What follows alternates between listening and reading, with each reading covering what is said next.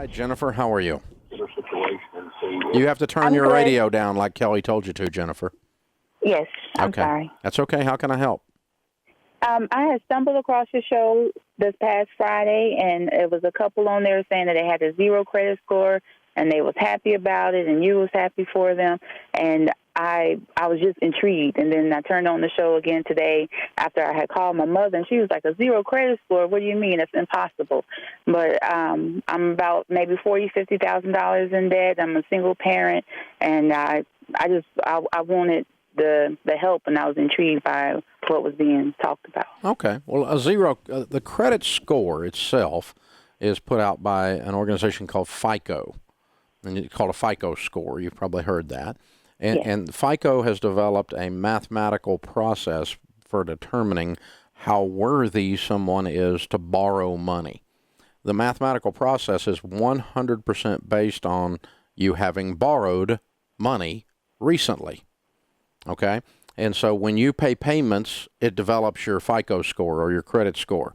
When you have zero accounts with debt of any kind, open or with a balance of any kind, no balances and no open accounts at all, within about 6 months to a year, your credit score will disappear because you have no active accounts of any kind. For instance, I've not borrowed money in 25 years, and I've not had a credit score in 20 years.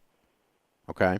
And that's how you get there. But you'd have to pay off the $50,000 we're talking about, which you need to do, and we'll help you do that, and get out of debt and don't have any payments of any kind. And that's the reason for heading there. The reason we were happy about a zero credit score is it means you're not paying payments and you're not paying interest. And that's wonderful because then that gives you all of your income to build wealth with and to be generous with.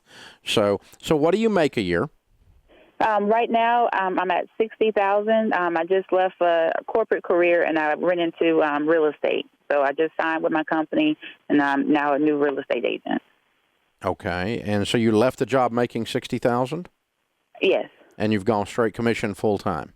Yes. Okay. Have you been selling houses? I just recently started. When I left the job, it was a payout, and so I've actually been living off of the money from the payout for the past couple of months while I was in school and doing those type of things. Okay. All right. So I know I feel like some of the times I haven't made the best decisions. Well, you're going to have to get with it. That's for sure. You got to get out there and sell a bunch of houses so you can make $60,000, right?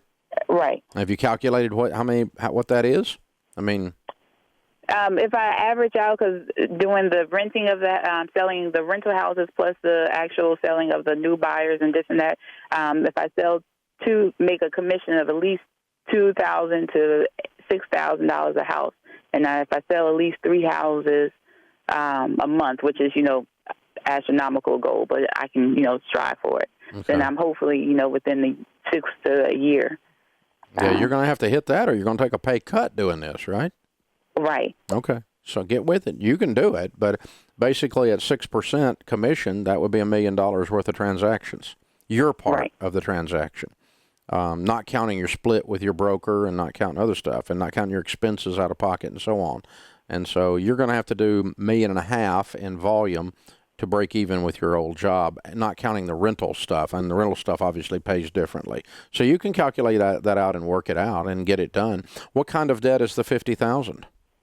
I'm not even sure if it's $50,000. Like I said, I had just listened to your show, so I'm not the best when it comes to actually looking. I have maybe a few student loans, and at the particular time, the student loans were coming out of my check when I was working. And so so right now they're not getting paid.